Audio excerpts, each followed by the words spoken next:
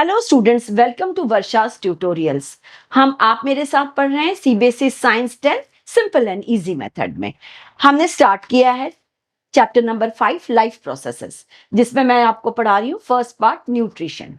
Last video में मैंने आपको एक्सप्लेन किया था न्यूट्रिशन इन प्लांट्स, जिसमें हमने फोटोसिंथेसिस देखा था। फोटोसिंथेसिस रिएक्शन क्या होती है और फोटोसिंथेसिस के लिए जो नेसेसरी कंडीशंस है like carbon dioxide, chlorophyll, sunlight, water, ये नेसेसरी होते हैं। उसके रिगार्डिंग हमने एक्सपेरिमेंट्स किए थे। आज हम इसी को आगे बढ़ाते हुए आज हम देखेंगे न्यूट्रिशन इन प्लांट्स का next site of photosynthesis, that is chloroplast. जैसे हमने रिएक्शन में देखा था, आपने लास्ट टाइम मैंने आपको एक्सप्लेन किया था, जो ग्रीन प्लांट्स है वो कार्बन डाइऑक्साइड, वाटर और सनलाइट, इसकी हेल्प से, सिंपल और इनऑर्गेनिक सब्सटेंस की हेल्प से कॉम्प्लेक्स ऑर्गेनिक फूड ग्लूकोज बनाते हैं। इसके अंदर जो क्लोरोफिल होता है, जो क्लोरोफिल ग्रीन कलर का जो पिगमेंट होता है, वो सनलाइट की एनर्जी को ट्रैप करता है। इसी को आज हम डिटेल में पढ़ेंगे। आज हम पढ़ेंगे site of photosynthesis. Site of photosynthesis ये होती है क्लोरोप्लास्ट। हम सब जानते हैं, आपने 9th में भी पढ़ा है कि जो क्लोरोप्लास्ट है बेसिकली ये सेल ऑर्गेनेल है, जिसे हम प्लास्टिड कहते हैं। प्लास्टिड एक सेल ऑर्गेनेल है जो सिर्फ प्लांट सेल में प्रेजेंट होता है। एनिमल सेल्स के अंदर ये एब्सेंट होता है। आप सबको याद होगा कि ये जो प्लास्टिड है ये 3 टाइप के होते हैं, क्रोमोप्लास्ट, ल्यूकोप्लास्ट एंड क्लोरोप्लास्ट। जो क्रोमोप्लास्ट था, आपको पता है, वो कलर देता है, ऑरेंज को ऑरेंज कलर, टोमेटो को रेड कलर। जो ल्यूकोप्लास्ट है वो ऑयल है, गम है, रेजिन है, इसको स्टोर करता है। और जो थर्ड था क्लोरोप्लास्ट, जिसे हम कहते हैं साइट ऑफ फोटोसिंथेसिस या किचन ऑफ सेल। ये जो क्लोरोप्लास्ट है ये ग्रीन कलर का होता है क्योंकि इसके अंदर ग्रीन पिगमेंट क्लोरोफिल प्रेजेंट होते हैं। ये जो ग्रीन कलर का क्लोरोफिल है ये बेसिकली फोटोसिंथेसिस में हेल्प करता है। यही वो पार्ट होता है जो सन की एनर्जी को एब्जॉर्ब करके वाटर को ब्रेक डाउन करता है। अब आप देखते हैं ये जो क्लोरोप्लास्ट होता है ये मीजोफिल सेल, लीव्स जो होती है, लीव्स की जो मीजोफिल सेल होती है जिसे हम फोटोसिंथेटिक सेल कहते हैं, वहां पर ये प्रेजेंट होता है। और ये जो क्लोरोप्लास्ट होता है ये ग्रीन कलर का होता है। मैं भी आपको डायग्राम में एक्सप्लेन करूंगी। ये ग्रीन कलर का disc like flat disc shape का होता है। इसके अंदर 2 मेम्ब्रेन होती है और इसमें डेफिनेट रीजन्स होते हैं। हम पहले इसको डिटेल में, आप इसका पहले डायग्राम देख लीजिए। आपने इसका डायग्राम देख लिया, अब मैं आपको इसको एक्सप्लेन करती हूँ। आप यहां पर देखिए, ये जो है क्लोरोप्लास्ट का ये स्ट्रक्चर है, मैं आपको बता रही हूँ इस सेल में कहाँ प्रेजेंट होता है, फिर हम इंडिविजुअल इसको बाद में देखेंगे। आप यहाँ पर देख रहे हैं अपर लेयर, आपको ये लीव के ऊपर जो अपर लेयर होती है इसे हम कहते हैं क्यूटिकल। आपको पता है ये वैक्सी लेयर होती है जो ट्रांसपिरेशन की प्रोसेस को रिड्यूस करती है। क्यूटिकल के नीचे आप ये देख रहे हैं ऊपर के साइड में अपर एपिडर्मिस होती है। अपर एपिडर्मिस के नीचे आपको ये जो सेल्स दिख रही है जिसे हम पैलिसेड लेयर कहते हैं, इस पैलिसेड लेयर के यहाँ पर आपको ये दिख रहे हैं, ये हमारे जो ग्रीन कलर के हैं ये क्लोरोप्लास्ट प्रेजेंट होते हैं। इसके नीचे स्पॉन्जी लेयर है, आप देख रहे हो यहाँ पर ये बीच में स्पॉन्जी लेयर है और यहाँ पर भी क्लोरोप्लास्ट प्रेजेंट होते हैं। यहाँ पर भी क्लोरोप्लास्ट प्रेजेंट होते हैं। यहाँ पर आप देख रहे हैं बहुत एयर स्पेस होती है, तो जो कार्बन डाइऑक्साइड एंड ऑक्सीजन है वो डिफ्यूजन के थ्रू यहाँ पहुंचती है, क्लोरोप्लास्ट के अंदर पहुंचती है, क्योंकि यहीं पर फोटोसिंथेसिस की प्रोसेस होनी है। तो आप ये डायग्राम एक बार फिर से देख लीजिए। ऊपर जो है क्यूटिकल लेयर है, इसके बाद अपर एपिडर्मिस है। अपर एपिडर्मिस के नीचे जो पैलिसेड लेयर आपको दिख रही है, यहाँ पर हमारे मेनली क्लोरोप्लास्ट प्रेजेंट होते हैं। इसके नीचे स्पॉन्जी लेयर होती है जहां बहुत एयर स्पेस होती है। यहाँ भी जो आपको दिख रहे हैं ये क्लोरोप्लास्ट होते हैं। और ये इससे सबसे नीचे आप देख रहे हैं लोअर एपिडर्मिस होती है, लीफ का जो नीचे वाला पार्ट है लोअर एपिडर्मिस होती है। यहाँ पर मैक्सिमम हमारे स्टोमेटा प्रेजेंट होते हैं, क्योंकि स्टोमेटा जनरली ऊपर नहीं होते, लीफ के जो इसकी बिलो सरफेस है वहां पर स्टोमेटा प्रेजेंट होते हैं जहां से गैसियस एक्सचेंज होता है। तो ये आपको डायग्राम क्लियर हो गया होगा। अब हम इसके बाद देखते हैं, हम इसके बाद जो आपने देखा है जैसे क्लोरोप्लास्ट है, हम थोड़ा सा इसको डिटेल में देखेंगे। आप यहाँ पर देख रहे हैं कि ये जो क्लोरोप्लास्ट है इस तरह का फ्लैट डिस्क लाइक स्ट्रक्चर होता है। ये डबल मेम्ब्रेन होता है, 2 मेम्ब्रेन्स होती है यहाँ पर। इसके अंदर जो एक लिक्विड पूरा का पूरा जो बेस जो होता है एक सेमी फ्लूइड लिक्विड होता है, इस लिक्विड को हम कहते हैं स्ट्रोमा। इस लिक्विड को हम कहते हैं स्ट्रोमा। ये लिक्विड भी बहुत इंपॉर्टेंट होता है, क्योंकि अब मैं आपको लास्ट में जब डार्क रिएक्शन लाइट रिएक्शन पढ़ाऊंगी, तो जो डार्क रिएक्शन है वो ये स्ट्रोमा के अंदर होती है। इसके बाद आप देख रहे हो एक के ऊपर एक पाइलअप डिस्क शेप की सेल्स पाइलअप है, इन्हें हम कहते हैं ग्रैनम। पूरा का पूरा स्टैक को मिला के हम कहते हैं ग्रैनम। और जो सिंगल सेल है इसको हम कहते हैं थैलेकॉइड। यहीं पर एक्चुअली क्लोरोफिल पिगमेंट यहीं प्रेजेंट होता है, और लाइट रिएक्शन जो है ये इस ग्रैनम पार्ट के अंदर यानी थैलेकॉइड के अंदर लाइट रिएक्शन होती है। तो आपको ये क्लोरोप्लास्ट का स्ट्रक्चर भी समझ में आ गया होगा, और एक जो हमने जो बेसिक इसका क्लोरोप्लास्ट कहाँ प्रेजेंट होता है, जनरल स्ट्रक्चर लीफ में हमने बताया, ये भी आपको क्लियर हो गया होगा। आपको स्ट्रक्चर ऑफ क्लोरोप्लास्ट और ये कहाँ प्रेजेंट होते हैं ये आपको क्लियर हो गया होगा। अब हम नेक्स्ट टेक्स्ट में देखते हैं opening and closing of stomata. जैसे मैंने पहले आपको इसके पहले एक बार आप फिर से डायग्राम देख लीजिए। मैंने आपको बताया था जो स्टोमेटा होते हैं वो जनरली लोअर एपिडर्मिस में प्रेजेंट होते हैं। आप ये डायग्राम देख रहे हैं स्टोमेटा ओपनिंग एंड क्लोजिंग का, हम इसको क्विकली देख लेते हैं। जो स्टोमेटा होते हैं ये लार्ज नंबर ऑफ बहुत सारे टाइनी पोर्स होते हैं जो लीफ के लोअर सरफेस यानी जो लोअर एपिडर्मिस है वहां पर ये प्रेजेंट होते हैं। ये ग्रीन स्टेम्स के अंदर भी प्रेजेंट होते हैं, पर ज्यादा ये ग्रीन लीव्स जहां पर मेन फोटोसिंथेसिस होता है वहां प्रेजेंट होते हैं। स्टोमेटा बेसिकली क्या करते हैं, ये कंट्रोल करते हैं एक्सचेंज ऑफ गैसेस। हम सब जानते हैं फोटोसिंथेसिस के लिए प्लांट CO2 लेता है और ऑक्सीजन जो बाय प्रोडक्ट के फॉर्म में बनता है वो बाहर निकलता है।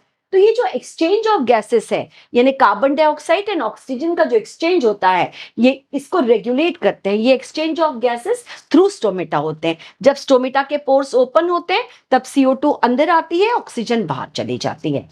अब हम देखते हैं कि आप यहाँ जैसे डायग्राम में देख रहे हो ये एक स्टोमेटा है। स्टोमेटा जो है ये सराउंडेड होता है गार्ड सेल से।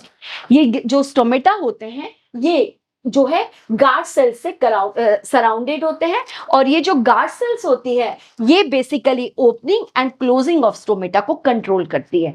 मतलब गार्ड सेल्स ही कंट्रोल करेगी स्टोमेटा ने कब होना है, और गार्ड सेल्स ही कंट्रोल करेगी स्टोमेटा ने कब क्लोज होना है। ये हम आगे अभी देखेंगे। अब आप देखते हो कि स्टोमेटा ओपन कब होते हैं और स्टोमेटा क्लोज कब होते हैं।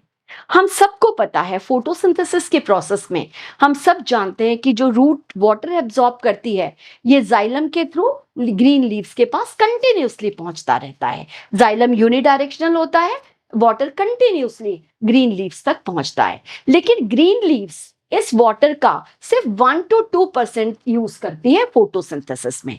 अब जो इतना एक्सेस में जो वाटर आता है ये स्टोमेटा के गार्ड सेल्स के अंदर कलेक्ट होता रहता है। गार्ड सेल्स के अंदर सारा एक्सेस ऑफ वाटर कलेक्ट होता रहता है, और आप देख रहे हैं गार्ड सेल स्वेल्सअप हो जाती है। गार्ड सेल जो है ये पूरी स्वेल्सअप हो गई है, इसके ऊपर टर्गर प्रेशर यानी जो वाटर का प्रेशर है ये बहुत इंक्रीज हो जाता है। और आप जैसे डायग्राम में देख रहे हो ये जो गार्ड सेल है ये बीन शेप की हो गई है, कर्व्ड हो गई है, क्योंकि इसके अंदर वाटर का प्रेशर बहुत हाई हो गया है। जब वाटर का प्रेशर बहुत ज्यादा हो जाता है तो क्या होता है, ये ओपन हो जाते हैं, स्टोमेटा ओपन हो जाते हैं। गार्ड सेल्स के अंदर वाटर प्रेशर बहुत ज्यादा हो गया, टर्गर प्रेशर बहुत ज्यादा हो गया, तो ये जो गार्ड सेल्स है ये स्टोमेटा को ओपन कर देती है। जैसे ही स्टोमेटा ओपन होता है एक्सेस वाटर तो ट्रांसपिरेशन के थ्रू निकल जाता है, लेकिन इसके साथ साथ ऑक्सीजन जो है वो भी बाहर निकल जाती है और एटमॉस्फेयर की CO2 अंदर आ जाती है। तो वाटर के ट्रांसपिरेशन के साथ साथ स्टोमेटा से एक्सचेंज ऑफ गैस भी होता है, और इसे कौन कंट्रोल करता है, गार्ड सेल्स। ये जनरली डे टाइम में होता है, क्योंकि हम सब जानते हैं कि डे टाइम के अंदर फोटोसिंथेसिस प्रोसेस होती है, ग्रीन प्लांट वाटर को यूज करता है। तो ये जो स्टोमेटा ओपन की जो प्रोसेस होती है ये डे टाइम में होती है। बट ड्यूरिंग नाइट टाइम अब आप देखते हो सारा का सारा वाटर वहां से निकल गया। नाइट टाइम के अंदर रूट कंपैरेटिवली वाटर कम एब्सॉर्ब करती है। अब यहां से वो और फोटोसिंथेसिस प्रोसेस भी नहीं होती, तो जब वाटर यहां से बाहर निकल जाता है तो नेचुरली यहाँ वाटर अब इसके अंदर नहीं रहा। तो आप देखते हो कि जो गार्ड सेल्स है वो गार्ड सेल्स जो है ये स्टोमेटा पोर क्लोज होने लगते हैं, ये फ्लैसेंट और स्ट्रेट हो जाती है, क्योंकि फोटोसिंथेसिस प्रोसेस नाइट टाइम में नहीं होती, या जब गार्ड सेल से वाटर निकल भी जाता है तो इसके अंदर सडनली प्रेशर कम हो जाता है वाटर का, और वाटर का प्रेशर कम होता है तो ये जो गार्ड सेल्स है ये फ्लैसिड एंड स्ट्रेट होके स्टोमेटा पोर क्लोज हो जाते हैं। इस तरह से ये स्टोमेटा ओपनिंग एंड क्लोजिंग की प्रोसेस होती है। अब इसमें बहुत इंपॉर्टेंट दो थ्योरीज हैं, हालांकि ये सीबीएसई 10th में नहीं है, ये आपको 12th में पढ़ना है, इसलिए मैं सिर्फ आपको इसके नेम्स ही बता रही हूँ। दो इंपॉर्टेंट थ्योरीज हैं, एक होती है पोटेशियम आयन कॉन्सेंट्रेशन थ्योरी, जो बहुत इंपॉर्टेंट थ्योरी है। दूसरी है शुगर कॉन्सेंट्रेशन थ्योरी, ये ओल्ड कॉन्सेप्ट था जो अभी रिजेक्ट हो गया है। तो हम ये जो है potassium ion concentration theory, stomata closing and stomata opening की, ये थ्योरीज बहुत इंपॉर्टेंट है। चलिए अब हम लास्ट में फोटोसिंथेसिस का मैकेनिज्म समझ लेते हैं। जो फोटोसिंथेसिस रिएक्शन है ये दो स्टेप्स में होती है। फर्स्ट होती है लाइट रिएक्शन, दूसरी होती है डार्क रिएक्शन। लाइट रिएक्शन को हम कहते हैं लाइट डिपेंडेंट फेस। हम लाइट डिपेंडेंट फेस इसलिए कहते हैं, या इसी को हम फोटोकेमिकल रिएक्शन कहते हैं।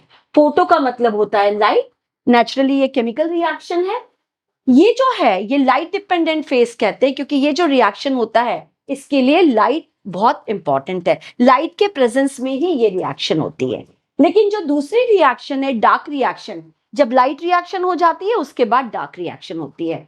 ये जो डार्क रिएक्शन है इसे हम कहते हैं लाइट इंडिपेंडेंट रिएक्शन।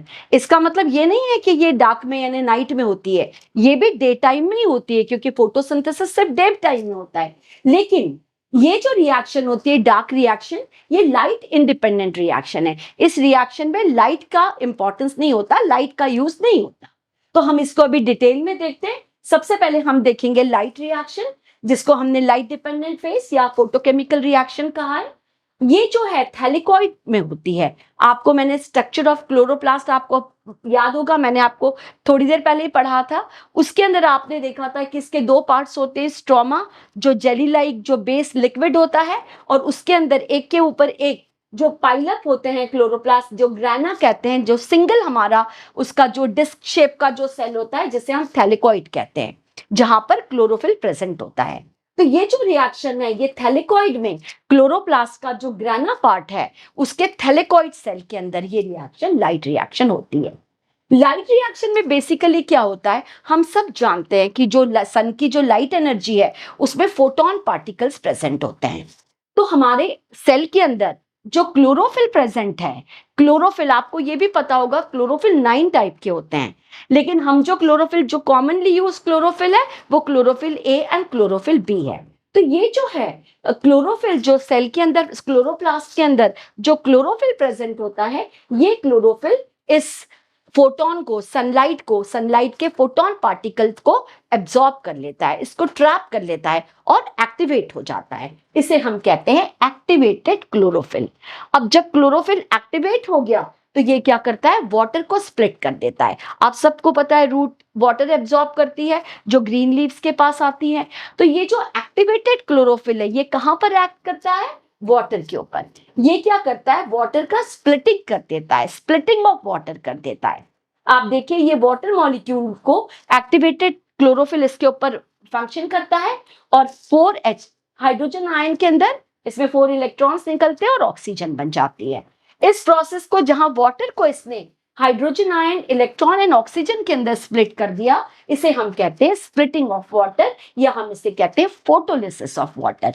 तो ये जो एक्टिवेटेड चारकोल जो इन प्रेजेंस ऑफ लाइट, क्योंकि इसने फोटोन को एब्जॉर्ब किया और ये क्या करता है, वाटर को स्प्लिट करता है। यानी लाइट रिएक्शन में बेसिकली वाटर का स्प्लिटिंग होता है। अब हम आगे देख लेते हैं। वाटर का तो स्प्लिटिंग हो गया, इसमें 3 प्रोडक्ट्स बने, 4H हाइड्रोजन आयन बना, इलेक्ट्रॉन्स बने, ऑक्सीजन बना। अब आप देखिए कि लीव्स के अंदर ऑलरेडी NADP एक केमिकल होता है, ये स्टोर होता है, लेकिन NADP तब तक एक्टिवेट नहीं होता जब तक इसको हाइड्रोजन आयन नहीं मिलता, ये इसी में स्टोर रहता है। जैसे ही हाइड्रोजन आयन आता है, ये NADP जो ऑलरेडी लीफ के अंदर स्टोर होता है, ये इस हाइड्रोजन आयन से रिएक्ट करके एक कंपाउंड बनाता है NADPH कंपाउंड बना देता है। और ये जो 4 इलेक्ट्रॉन्स आप देख रहे हैं ये 4 इलेक्ट्रॉन्स हम सबको पता है एडीपी। एडीपी भी सेल के अंदर प्रेजेंट होता है। एडीपी का फुल फॉर्म आपको पता है, एडिनोसिन डाइफॉस्फेट। ये 4 इलेक्ट्रॉन्स एडीपी के साथ कंबाइन हो जाते हैं और एटीपी एडिनोसिन ट्राइफॉस्फेट हम सबको पता है ये एनर्जी करेंसी होती है प्लांट के लिए भी। एटीपी बना लेता है और ऑक्सीजन, जो थर्ड ऑक्सीजन है, ये बाय प्रोडक्ट के फॉर्म में जब स्टोमेटा ओपन होते हैं तो लिबरेट हो जाती है। तो इस तरह से ये लाइट रिएक्शन हुई जिसको हम कहते हैं फोटोलिसिस ऑफ वाटर यानी स्प्लिटिंग ऑफ वाटर। इसमें क्या हुआ, क्लोरोफिल ने सबसे पहले सन एनर्जी के सन के फोटोन को एब्जॉर्ब किया और एक्टिवेटेड हो गया। इसे हम एक्टिवेटेड क्लोरोफिल कहते हैं। एक्टिवेटेड क्लोरोफिल ने किसको स्प्लिट किया, वाटर को। इसने hydrogen ion, electron and oxygen के अंदर इसको डिवाइड कर दिया। अब ये जो NADP है जो लीफ के अंदर ऑलरेडी प्रेजेंट होता है, तब पर ये एक्टिवेटेड नहीं होता जब तक इसको हाइड्रोजन नहीं मिलता। ये हाइड्रोजन से रिएक्ट करके NADPH एक कंपाउंड बना लेता है।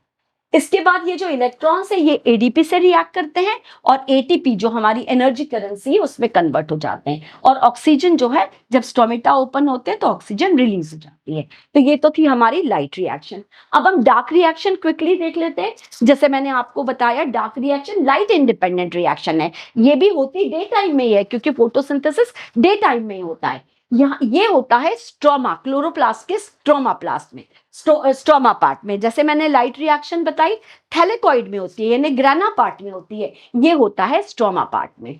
अब जो NADPH बन गया, ये कार्बन डाइऑक्साइड, जो ग्रीन लीव्स जब स्टोमेटा ओपन होते हैं तब कार्बन डाइऑक्साइड आती है, ये कार्बन डाइऑक्साइड से रिएक्ट करके ग्लूकोज मॉलिक्यूल बनाता है जो प्लांट का मेन फूड है। तो यहाँ पर ग्लूकोज बन गया। आपने देखा यहाँ पर कहीं भी लाइट का यूज नहीं हुआ है, इसलिए हम इसे डार्क रिएक्शन कहते हैं। ये जो है ये बहुत सारे एंजाइम्स इसको कंट्रोल करते हैं। इस रिएक्शन को, डार्क रिएक्शन को एंजाइम से ये कंट्रोल होती है। अब क्या होता है, ये ग्लूकोज मॉलिक्यूल्स बनते जाते हैं और ग्लूकोज मॉलिक्यूल्स एक दूसरे से एक के बाद एक अटैच्ड हो जाते हैं और एक लॉन्ग चेन बना लेते हैं जिसे हम कहते हैं स्टार्च। ये स्टार्च जो है ये पॉलीमर है बेसिकली, एक के बाद एक ग्लूकोज अटैच्ड होकर स्टार्च में कन्वर्ट हो जाते हैं और ये स्टार्च लीफ के अंदर स्टोर्ड होता है, जो लीफ का स्टोर्ड फूड होता है। और इस प्रोसेस को हम कहते हैं पॉलीमराइजेशन। तो आपको ये लाइट रिएक्शन और डार्क रिएक्शन क्लियर हो गई होगी। मेरा चैनल सब्सक्राइब कीजिए, लाइक कीजिए, आपके सजेशंस हैं तो कुछ दीजिए। आप मेरे साथ बहुत इजी मेथड में साइंस पढ़ सकते हैं और एग्जाम में ज्यादा से ज्यादा मार्क्स स्कोर कर सकते हैं। एंड में मैंने नोट्स दिए हैं, नोट डाउन कीजिए और इससे रिलेटेड जो भी आपकी क्वेरी है आप लिखिए।